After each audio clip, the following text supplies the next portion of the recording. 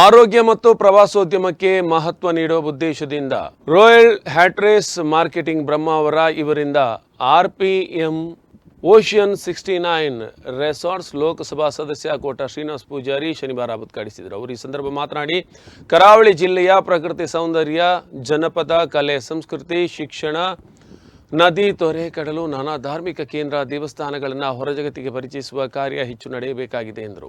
ಇದೇ ಸಂದರ್ಭದಲ್ಲಿ ಸಂಸದರನ್ನ ಸಂಸ್ಥೆಯ ಮುಖ್ಯಸ್ಥ ಪ್ರಶಾಂತ್ ಪೂಜಾರಿ ಮತ್ತು ಆರತಿ ಪೂಜಾರಿ ಗೌರವಿಸಿದರು. ಸಂಸ್ಥೆ ಪ್ರಗತಿ ಸಾಧಿಸಲು ಕಾರಣರಾದ ಅನೇಕರನ್ನ ಪುರಸ್ಕರಿಸಲಾಯಿತು. ಕೆನರಾ ಬ್ಯಾಂಕ್ ಅಧಿಕಾರಿಗಳಾದ ಸಂಜಯ್ ಪಿ, ಪ್ರತಿಭಾ ಮೊದಲಾದವರು ಉಪಸ್ಥಿತರಿದ್ದರು.